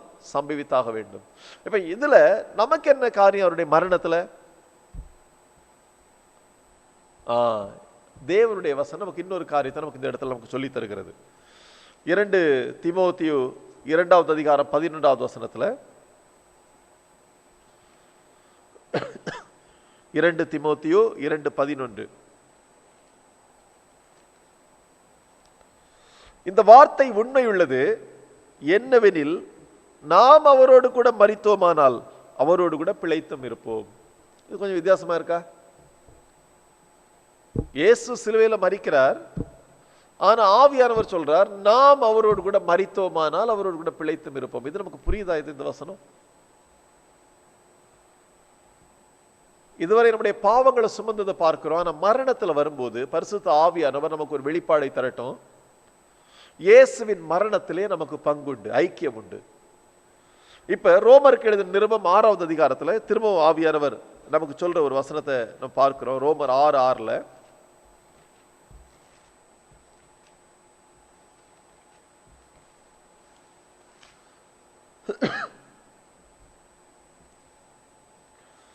ரோமர் 6வது அதிகாரம் 6வது வசனம், மேலும் பிதாவின் மகிமையினாலே கிறிஸ்து மரித்தோரிலிருந்து எழுப்பப்பட்டது போல நாமும் புதிதான ஜீவனுள்ளவர்களாய் நடந்து கொள்ளும்படிக்கு, அந்த அடுத்த வசனம் அந்த லைன் ரொம்ப முக்கியமா கனெக்ட் பண்ணுங்க. அவருடைய மரணத்திற்குள்ளாக்கும் ஞான ஸ்நானத்தினாலே கிறிஸ்துவுடனே கூட அடக்கம் பண்ணப்பட்டோம். அவருடைய மரணத்திற்குள்ளாக்கும், அவருடைய அர்த்தம் வேற ஒன்றும் இல்லை. இயேசு கிறிஸ்துவின் மரணத்தில் பங்குள்ளவர்களாக, இயேசுவின் மரணத்தில் ஐக்கியம் உள்ளவர்களாக தேவன் நம்மை மாற்றுகிறார். இதுவரைக்கும் நம்ம சிலுவையில் நிறைவேற்றின பகுதியை பார்த்தோம். நம்முடைய பாவங்களுக்கு மன்னிப்பு வந்துட்டு, ஆனால் இனி ஒரு காரியத்தை தேவன் நமக்குள்ளால செய்யும்படியாய் வாஞ்சிக்கிறார். அது என்னன்னு சொன்னா, இயேசு கிறிஸ்துவின் மரணத்திலே பங்குள்ளவர்களாக நம்மை மாற்றுகிறார். இயேசுவின் மரணத்திலே நாம் ஐக்கியம் உள்ளவர்களாக இருக்கிறோம். அப்ப இதுவரைக்கும் நம்முடைய பாவத்திற்காக அடிக்கப்பட்ட இயேசுவை நம்ம பார்த்தோம். இப்பொழுது நம்ம அந்த மரணம் நடக்கும்போது ஒரு காரியத்தை நம்முடைய கண்களை ஆவியானவர் திறந்து தருகிறார். அது வேற ஒன்றும் இல்லை, இயேசுவுக்குள்ளாக நானும் சிலுவையிலே மரித்திருந்தேன், அந்த மரணத்துல எனக்கு பங்குண்டு, அந்த மரணத்தில் எனக்கு பங்குண்டு. அது நமக்கு இன்னும் நமக்கு சரியா புரியல இல்ல. ஆவியானவருக்கு வெளிப்படுத்தின யோவானுக்கு எழுதின சுவிசேஷம் 12வது அதிகாரத்துல, யோவானுக்கு எழுதின சுவிசேஷம் 12வது அதிகாரம் 25வது வசனம், தன் ஜீவனை சிநேகிக்கிறவன் அதை இழந்து போவான், இந்த உலகத்திலே தன் ஜீவனை வெறுக்கிறவனோ அவன் அதை நித்திய காலமாய் காத்துக் கொள்ளுவான். வசனம் போட்டிருக்குதா? இது நமக்கு எப்பவுமே குழப்பம் தான் இல்லையா? ஜீவனை நேசிக்கிறவன் இழந்து போவான், ஜீவனை வெறுக்கிறவன் ஜீவனை பெற்றுக் கொள்ளுவான். நமக்கு ஒன்றும் புரியல இல்ல. ஆவியானவருடைய கண்ணை திறந்தாண்டா இந்த வார்த்தை நமக்கு தெளிவா புரியும். ஆக்சுவலி நம்முடைய இந்த புதிய ஏற்பாடானது கிரேக்க பாஷையில் எழுதப்பட்டிருக்குது. இந்த ஜீவன் என்ற 2 ஜீவனுக்குமே கிரேக்க பாஷையில வேற வேற வார்த்தைகள் உபயோகப்படுத்தப்பட்டிருக்கிறது. ரெண்டுமே ஜீவன் தான், ரெண்டுமே வேற வேற வார்த்தைகள் எழுதப்பட்டிருக்கிறது. தன் ஜீவன், நம்முடைய ஜீவனை குறித்து எழுதும் போது அங்க எழுதப்பட்டிருக்கிற வார்த்தை சுச் அப்படின்னு வரும். PSUCH சுச் அப்படின்னு வரும். சுச் அதாவது அதனுடைய அர்த்தம் நம்முடைய நேச்சுரல் லைஃப், நம்முடைய ஜென்ம சுவாபம், ஜீவன் இருக்குல்ல, அதைத்தான். அப்ப ஆண்டவர் சொல்றாரு, உங்க நேச்சுரல் லைஃப நீங்க காத்து கொண்டால் கீழே உள்ள ஜீவன் சோயே, அது ISOE அப்படி சொல்லுவாங்க. சோயே என்று சொன்னால் நித்திய ஜீவன், இல்லை என்றால் தேவனுடைய ஜீவன். உங்களுடைய இயற்கையான ஜீவனை, உங்களுடைய நேச்சுரல் லைஃபை நீங்க பாதுகாத்து கொண்டால் தேவனுடைய அந்த ஜீவனை, இந்த எட்டர்னல் லைஃப் இல்லைன்னா காட்ஸ் லைஃபை நீங்க இழந்து போவீங்க. உங்களுடைய நேச்சுரல் லைஃப, உங்களுடைய ஜென்ம அந்த ஜீவியத்தை நீங்க சிலுவையில இயேசுடைய மரணத்திற்குள்ளால கொண்டு வந்து ஐக்கியப்படுத்தினீங்கன்னா கிறிஸ்துவுக்குள்ளால இருக்கிற அந்த தேவனுடைய ஜீவன் உங்களுக்குள்ளால பாய்ந்து வரும். இதுதான் அந்த வசனத்தினுடைய அர்த்தம். இப்ப உங்களுக்கு ஆண்டவர் கொஞ்சம் புரிய வச்சிருப்பார். அப்ப பாவத்திலிருந்து மன்னிப்பு பெறுவது மாத்திரமல்ல, நாம் ஒரு ஜெயமுள்ள ஒரு ஜீவியம் செய்ய வேண்டும் என்றால் இந்த சிலுவையின் மரணத்துல நமக்கு ஐக்கியம் உள்ளவர்களாய் மாறுகிற வரைக்கும் அது நடக்கவே நடக்காது. நீங்க சிலுவையின் மரணத்தில் ஐக்கியமுள்ளவர்களாய் மாறுற வரைக்கும் எத்தனை 1ஆம் தேதி நீங்க உறுதிப்பாடு எடுத்தாலும் சரிதான், ஒவ்வொரு மாசம் உறுதிப்பாடு எடுத்தாலும் சரிதான், நான் ஆண்டவருக்கு இப்படி ஜீவிப்பேன், இதை செய்வேன், திரும்ப பாருங்க நீங்க கீழே விழுவீங்க. ஏன் தெரியுமா? உங்களுடைய இயற்கையான ஜீவனால் அதை செய்ய முடியாது. நான் என்கிற ஒரு ஜீவன் அங்க இருக்கும். இவன் நீங்க ஊழியத்துக்கு வந்தா கூட நான் என்கிற ஜீவன் இருக்கும். எனக்குன்னு ஒரு முக்கியமான ஒரு இடம் எதிர்பார்க்கிறோம். என்ன ஒரு ஆள் கவனிக்கலைன்னா எனக்கு கோபம் வந்துடும். இது நான் என்கிற ஜீவன், the natural life. தெளிவா நீங்க புரிஞ்சுங்க. இந்த லைஃபை நமக்கு மரணத்துல கொண்டு வரலன்னா தேவனுடைய ஜீவனாகிய சோயை நம்ம இழந்து போவோம். எந்த ஒரு மனிதன் தன்னுடைய இயற்கையான ஜீவனை சிலுவையின் மரணத்தில் இயேசுவோடு கொண்டு வந்து ஐக்கியத்தில் கொண்டு வரானோ அப்பொழுது நான் என்கிற அந்த ஜீவன் மறைந்து கிறிஸ்துவுக்குள்ளால் இருக்கிற தேவனுடைய ஜீவன், அந்த சோயே நித்திய ஜீவன், அழிவில்லாத ஜீவன் எனக்குள்ளால பாய ஆரம்பிக்குது. நான் என்ன பண்றேன்? கிறிஸ்துவுடைய ஜீவனால நிரப்பப்பட்டவனாக ஒரு ஜெயமுள்ள ஒரு வாழ்க்கையை நான் வாழ ஆரம்பிக்கிறேன். பாவ மன்னிப்பு மாத்திரமல்ல, ஜெயமுள்ள ஒரு ஜீவியத்தை கர்த்தர் நமக்கு வைத்திருக்கிறார். ஆச்சரியமான ஒரு காரியம். அதனாலதான் உங்களுக்கு தெரியணும், கலாத்தியர் 2:20 பவுல் இந்த வெளிப்பாடை பெற்றுக்கொண்டதுனால தான் இயேசு சொன்ன வெளிப்பாடு என்ன என்பதை கலாத்தியர்ல பவுல் பெற்றுக்கொண்டதுனால தான் அந்த வார்த்தையை அவர் தெளிவா சொல்றாரு. கலாத்தியர் 2:20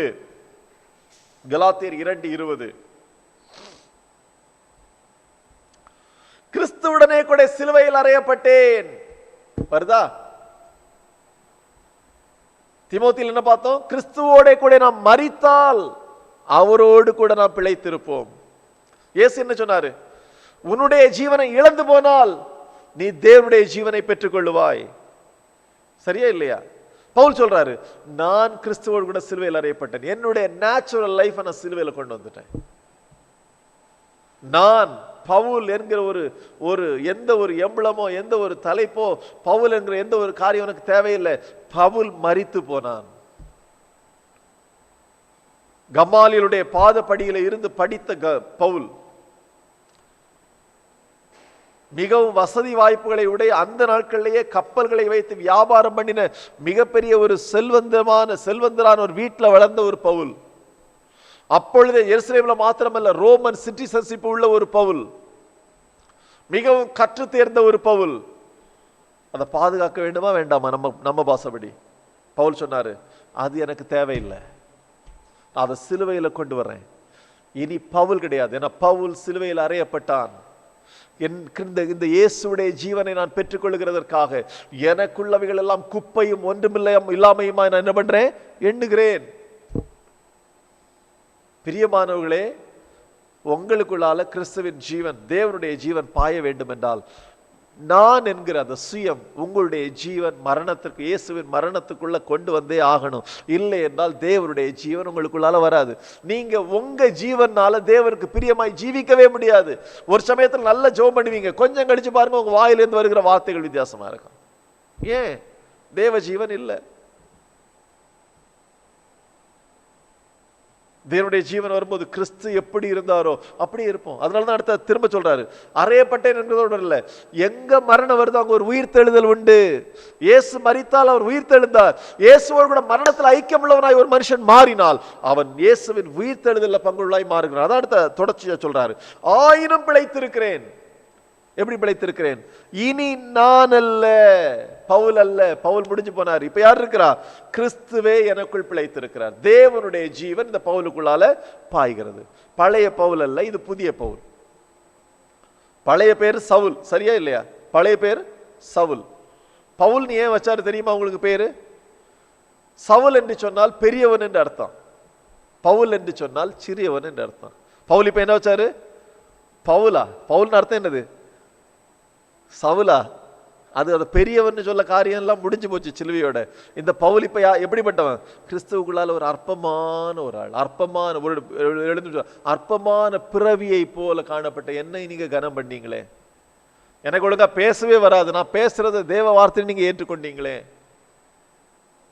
இவ்வளவு பெரியவனாயிருந்த பவுல் சாதாரணமான சிறியவனாய் மாறினார் கிறிஸ்து வெளிப்படும்படிக்கு. சொல்றார், நான் அல்ல, பவுல் அல்ல, கிறிஸ்து எனக்குள் ஜீவிக்கிறார். கிறிஸ்து எனக்குள் ஜீவிக்கிறார். அற்புதம். என்ன திரும்ப சொல்றார், நான் இப்பொழுது மாமிசத்தில் பிழைத்திருப்பதோ. மாமிசம் சொல்லும் போது இது நம்முடைய சரீரத்தை குறிக்கிறது. சில இடத்துல மாமிசம் வரும்போது நம்முடைய மாமிச கிரியைகளை குறிக்கிறது, சில இடத்துல சரீரத்தை குறிக்கிறது. இப்பொழுது நான் மாமிசம் சொல்லப்பட்ட வார்த்தை, இப்பொழுது நான் சரீரத்தில் பிழைத்திருக்கிறதோ, என்னில் அன்பு கூர்ந்து எனக்காக தம்மை தாமே ஒப்பு கொடுத்த தேவனுடைய குமாரனை பற்றி விசுவாசத்தினாலே பிழைத்திருக்கிறேன். இப்பொழுது நான் ஜீவிக்கிறது இயேசுவின் மேல் இருக்கிற விசுவாசத்தினாலே, அவருடைய ஜீவனினாலே நான் ஜீவித்துக் கொண்டிருக்கிறேன். கிறிஸ்து என்ன செய்தார் அதை என்னால செய்ய முடியும். அது ரோமர் 7 ரோமர் 8 இன்னும் 2 பாயிண்ட்ல பரிசுத்த ஆவியானவர் நமக்கு அதை சொல்லியிருப்பார் பாருங்க. ரோமர் 7 6வது வசனம் என்ன சொல்லுது பாருங்க. ரோமர் 7:6, இப்பொழுதோ நாம் பழமையான எழுத்தின்படி அல்ல, புதுமையான ஆவியின்படி ஊழியம் செய்யத்தக்கதாக நம்மை கட்டியிருந்த நியாய பிரமாணத்திற்கு நாம் மரித்தவர்களாகி அதனின்று விடுதலையாக்கப்பட்டிருக்கிறோம். யார் மரித்தாங்க? இப்ப நாம் மரித்தோம். நம்முடைய பழைய நேச்சுரல் லைஃப் அங்க சிலுவையில் அறையப்படணும். அதுல இருந்து இல்லைன்னா எனக்கு விடுதலை வரவே வராது. என்னால் இப்படிப்பட்ட ஒரு அற்புதமான பரலோகத்தின் ஜீவியத்தை என்னால ஜீவிக்க முடியவே முடியாது. என்னுடைய நேச்சுரல் லைஃபை வச்சு என்னால ஜீவிக்க முடியாது. அதான் அந்த வசனம் சொல்லுது. எனவே நான் என்ன பண்றேன்? எப்படி விடுதலையாக்கப்பட்டோம்? நான் மரிக்கும் போது எனக்கு விடுதலை வந்துருது. நான் மரித்த பிறகு நியாயப்பிரமாணம் என்னை கட்டி வைத்திருக்க முடியாது. இப்ப நம்ம எப்படி பிழைக்கிறோம்? மரிக்கும் போது. ரோமருக்கு எழுதின நிருபம் 8வது அதிகாரம் 2வது வசனம் சொல்லுகிறது பாருங்க. கிறிஸ்து இயேசுவினாலே ஜீவனுடைய ஆவியின் பிரமாணம் என்னை பாவம் மரணம் என்பவர்களின் பிரமாணத்திலிருந்து விடுதலையாக்கிட்டே. இப்ப நான் மரித்ததுனால இப்ப என்னாச்சு? கிறிஸ்துவின் ஜீவனுடைய ஆவி இப்ப எனக்குள்ளால பிரவேசித்தது. நம்ம பார்த்தோம். தேவனுடைய அதே ஜீவன் சோயே இப்ப எனக்குள்ளால என்ன பண்ணிச்சு? பிரவேசித்தது.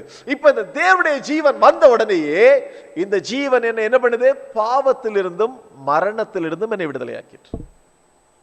பாவம் மரணம் என்று சொன்னால் இனி நான் ஒருபோதும் தேவ பிரசன்னத்தை இழந்து இருக்க மாட்டேன். தேவன் எனக்குள்ளாக வந்து வாசம் பண்ணுகிறார். தேவன் எனக்குள்ளாக வந்து வாசம் பண்ணுகிறார். இது கொஞ்சம் ஆழமான ஒரு சப்ஜெக்ட். கர்த்தர் சித்தமான நம்ம தொடர்ச்சியா பார்ப்போம் ஆண்டவர் நடத்துறதா இருந்தா. எனவே இது நீங்க வீட்டில் போய் தியானிக்கணும். அதனாலதான் நமக்கு வேதத்துல ஒரு மிகப்பெரிய அற்புதமான ஒரு வார்த்தை, ஒரு வசனம் நீங்க மறந்து போகவே கூடாது. மறந்து போகவே கூடாது. யோவானுக்கு எழுதின சுவிசேஷம் 3வது அதிகாரம் 16வது வசனம். யோவான் 3:16 வேதத்தில் இருக்கிறதுலேயே அற்புதமான ஒரு வசனம். 127வது பக்கம். தேவன் தம்முடைய ஒரே பேரான குமாரனை விசுவாசிக்கிறவன் எவனோ அவன் கெட்டு போகாமல் நித்திய ஜீவனை அடையும்படிக்கு. புரியுதா உங்களுக்கு? இயேசுவை விசுவாசிக்கிறவன் எதை பெற்றுக்கொள்கிறான்? நித்திய ஜீவனை, தேவனுடைய ஜீவனை, சோயையை பெற்றுக்கொள்றான். தேவனுடைய ஜீவனை அவன் பெற்றுக்கொள்கிறான். அடையும்படிக்கு அவரை தந்தருளி இவ்வளவாய் உலகத்தில் அன்பு கூர்ந்தால் கெட்டு போகாமல் நம் மரண அவனுக்கு ஆளுகை செய்ய முடியாது. தேவனுடைய பிரசன்னத்தை இழக்க முடியாது. மரணத்தின் வல்லமைகள் அவனை ஆளுகை செய்ய முடியாது. பாதாளத்தின் வல்லமைகள் அவனை ஆளுகை செய்ய முடியாது. தேவனுடைய ஜீவன் யாருக்குள்ளால இருக்குதோ, பிசாசோ மரணமோ பாதாளமோ பாவமோ உலகமோ அவனை ஆளுகை செய்ய முடியாது. ஏனென்றால் தேவனுடைய ஜீவன் அவன் மூலமா என்ன பண்ணும்? வெளிப்படும். அதனாலதான் இயேசு சொன்னாரு, என்னை விசுவாசிக்கிறவன் நான் செய்த அதே கிரியைகளை அவன் செய்வான். அந்த ஜீவன் எனக்குள்ளால வரும்போது இயேசு என்ன செய்தாரோ அதே காரியத்தை நான் செய்ய முடியும். பவுல் அப்படிதான் செஞ்சாரு. இயேசு என்ன செய்தாரோ அதே காரியத்தை பவுல் என்ன பண்ணாரு? செய்தார். காரணம் அது பவுலுடைய ஒரு பகுதி அல்ல. பவுல் தன்னுடைய ஜீவனை மரணத்திற்கு ஒப்பு கொடுத்தபடியினாலே தேவனுடைய ஜீவன், கிறிஸ்துவின் ஜீவன் அவருக்குள்ளாக பரிபூர்ணமாக வெளிப்பட்டது. அதான் பவுல் சொன்னார், நான் அல்ல கிறிஸ்துவே எனக்குள் ஜீவிக்கிறார். இதான் ரகசியம். இதான் ரகசியம். எனவே ஒரு 4 பாயிண்ட் நம்ம பார்த்துருக்கணும். அடுத்த நமக்கு வாரம் சித்தமானால் தொடர்ச்சி அந்த உயிர்த்தெழுதலுடைய காரியம், ஆவி நம்ம எப்படி நமக்கு எழுப்பப்படுகிறது காரியத்தை குறித்து நம்ம தியானிக்கலாம். இதை நீங்க வீட்டில் போய் திரும்ப வாசிச்சு பாருங்க. ஆச்சரியமான, என்ன இது ரொம்ப முக்கியமான ஒரு வசனம். ரொம்ப முக்கியமான ஒரு வசனம். அதனால ஒரு ஒரு பிரசங்கியாருடைய ஞாபகம் எனக்கு மறந்துட்டேன். நான் மூடியுடைய சர்ச்சில் அவர் அவருடைய பேர் ஹாரிசன் தெரியல, கரெக்டாக எனக்கு ஞாபகம் வரல. அவர் தன்னுடைய இள வயசுல மூடியுடைய சர்ச்சுக்கு அவர் கடிதம் போட்டார். அந்த நாட்களில் மூடி மிகப்பெரிய பிரசங்கியார். உங்களுக்கு தெரியும், டிஎல் மூடி மிகப்பெரிய ஒரு பிரசித்தி பெற்ற ஒரு தேவ மனிதர். அவர் மூலமா நிறைய பேர் ரட்சிக்கப்பட்டாங்க. பலர் ஆண்டவருக்குள்ளால வைராக்கியமா கடந்து வந்தாங்க. அவருடைய சர்ச்சைக்கு ஒரு கடிதம் போட்டார். உங்க சர்ச்சைக்கு நான் பிரசங்க பண்ண வரலாம் அப்படின்னு சொல்லிட்டு தேவ ஆவியில உந்தப்படுறேன், வரட்டுமா? அவரை கூப்பிடுறதுக்கு ஒரு விருப்பம் கிடையாது. அதனால அவர் சொன்னார், ஓகே நம்ம இப்ப வேண்டாம், நீங்க சிகாகோ வரும்போது எனக்கு என்ன பண்ணுங்க, தகவல் சொல்லுங்க. ஒரு வாரம் கழிச்சு திரும்ப அவருக்கு ஒரு கடிதம் வந்துச்சு, நான் இப்ப சிகாகோவுக்கு வந்துட்டேன், சிகாகோ வர வேண்டிய இருக்கு, நான் உங்க சர்ச்சுக்கு வந்து பிரசங்கம் பண்ணட்டுமா அப்படின்ட்டு இந்த டேட்ல.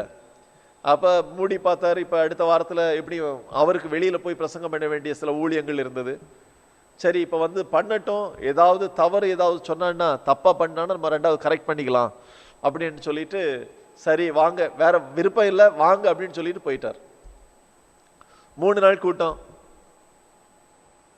ஒரு நாள் ஆச்சு, 2 நாள் ஆச்சு, 3வது நாள் பிரசங்கம் நடந்துட்டு இருக்கு. சர்ச்சில் பயங்கர கூட்டம். 3வது நாள் வந்தாச்சு. 3வது நாள் மூடி வீட்டுக்கு வந்துட்டாரு. கூட்டத்தொடங்கு போறதுக்கு முன்னால ரொம்ப கிளம்பிட்டு இருக்காங்க. அவருடைய மனைவி ரொம்ப வேகமா ரெடி ஆயிட்டே இருக்காங்க. மூடியோட மனைவி, டிஎல் மூடியோட மனைவி. மூடி கேட்டார், என்ன இவ்வளோ சீக்கிரமா நீ ரெடி ஆகுற? நான் பிரசங்கம் பண்ணாலே நீ சீக்கிரமா ரெடி ஆக மாட்டேன், இப்ப ஏன் இப்ப ரெடி ஆகுற அப்படின்ட்டு. இல்ல அவர் பிரசங்கம் பண்றாருல, 3 நாள் கூட்டம் இல்ல, 3 நாள் கூட்டம். சரி பிரசங்கம் பண்ணார். முதல் நாள் என்ன பிரசங்கம் பண்ணார்னு, முதல் நாள் யோவான் 3:16 பிரசங்கம் பண்ணார். தேவன் எவ்வளவு நம்ம மேல அன்பு வைத்திருக்கார் என்பதை குறித்து பிரசங்கம் பண்ணார். சரி 2வது நாள் எதை குறித்து பிரசங்கம் பண்ணார்னு, 2வது நாள் வந்து யோவான் 3:16 தான் பிரசங்கம் பண்ணார். தேவன் எவ்வளவு நம்ம மேல் அன்பு வைத்து தன்னுடைய குமாரனை தந்தார், ஜீவனை தந்தார் என்பதை பிரசங்கம் பண்ணார். ஒரு 2 நாள் ஒரே பிரசங்கம் தானா? சரி அதை கேட்கறதுக்கு நீ இவ்வளவு அவசரமா? மூடிய ஒய்ஃபு விடல, மூடியை சீக்கிரமா கெட்டி கொண்டு போய் என் கூட்டத்துக்கு போயாச்சு. போனா சர்ச்சு ஃபுல்லா இருக்குது. 3வது நாள் அந்த மனுஷர் வந்தார். ஆனா எப்பவுமே ஆண்டவர் பயன்படுத்துகிற பாத்திரங்கள் ஆரம்பத்தில் அற்பமா தான் இருப்பாங்க. பின்னாட்கள்ல சரி கர்த்தர் பயன்படுத்தும் போது, ஆரம்பத்துல நிறைய பேர் அவங்கள கண்டுக்க மாட்டாங்க, அதான் உண்மை. 3வது நாள் வந்தாச்சு, மூடி போய் உட்கார்ந்துருக்காரு. இன்னைக்கு என்ன பேசலான்ட்டு அவர் வந்தோடனே சொன்னாரு, ஆண்டவர்கிட்ட நான் ஜெபம் பண்ணிட்டே இருந்தேன், ஆண்டவரே 2 நாள் ஒரே வசனத்தை பேசிட்டேன், 3வது நாள் நான் என்ன பேசுறேன்னு தெரியல, என்ன பேசணும். பேசிட்டு இருக்கும்போது ஒரு காரியம் ஆவியில உணர்த்தப்பட்டேன். இப்ப பரலோகத்தில் இருக்கிற தேவதூதர்களை கூப்பிட்டு தேவனுடைய ஒரு விசேஷித்தமான காரியம் என்ன என்பதை குறித்து சொல்ல பிரசங்கம் பண்ணணும். அதனால நீங்க பரலோகத்துல போய் தேவனுடைய புஸ்தக சுருட்கள் இருக்கிற இடங்கள் எல்லாம் தட்டி எழுப்பி, லைப்ரரிலாம் பார்த்து, தூசை எல்லாம் தட்டி, ஒரு மிக சிறந்த தேவனுடைய ஒரு காரியத்தை எனக்கு வெளிப்படுத்தணும் அப்படின்னு கேட்டான்னா, மிகாவேலா இருக்கட்டும், கப்ரியலா இருக்கட்டும், எல்லா தேவதூர்களும் என்ன பண்ணுவாங்க, தட்டி எடுத்து கொண்டு வந்து கடைசியில் எனக்கு தரக்கூடிய ஸ்க்ரோல் எதா இருக்கும்? யோவான் 3:16. தேவன் இந்த உலகத்தின் மேல் அன்பு கூர்ந்து தம்முடைய ஒரே பேரான குமாரனை தந்து எவ்வளவாய் அன்பு கூர்ந்தார் என்கிற வசனம் தான். அதனால இன்னைக்கு நான் இதைத்தான் பிரசங்கம் பண்றேன் அப்படின்னு சொல்லிட்டு பிரசங்கம் பண்ணார். அநேகர் ஆண்டவர்கள் தொடப்பட்டாங்க. இந்த வசனத்துக்குள்ளால அவ்வளவு ரகசியம் இருக்குது, அவ்வளவு அன்பு இருக்குது, அவ்வளவு ஜீவன் இருக்குது. இந்த ஒரு வசனத்துக்குள்ளால முழு வேதாகமும் அடங்கி இருக்கிறது. அந்த ஜீவனால நம்ம பிழைத்திருக்கிறோம். பிரியமானவர்களே, கிறிஸ்துவுடைய மரணத்துல நான் நீங்களும் பங்கு கொள்ளவில்லை என்றால் கிறிஸ்துவுடைய ஜீவனுக்கு நாம் சொந்தமாக முடியாது. இன்னைக்கு நிறைய விசுவாசிகள் ஆண்டவருடைய மன்னிப்பை பெற்றுக் கொண்டிருக்கிறாங்க, ஆண்டவர் வந்து மன்னிப்பை பெற்றுக் கொள்கிறாங்க. ஆனால் கிறிஸ்துவின் ஜீவனை அவங்க பெற்றுக்கொள்ளல. காரணம், கிறிஸ்துவின் மரணத்திலே அவர்கள் பங்குள்ளவர்களாய் மாறவில்லை. நாம் எப்பொழுது மாறுகிறோமோ அப்பொழுது கிறிஸ்துவுடைய சிலுவை நம்முடைய வாழ்க்கையில எங்க இடைபடுகிறதோ அங்கு கிறிஸ்துவின் ஜீவன் நம்மிடத்திலே பரிபூர்ணமாக வெளிப்பட ஆரம்பிக்கும்.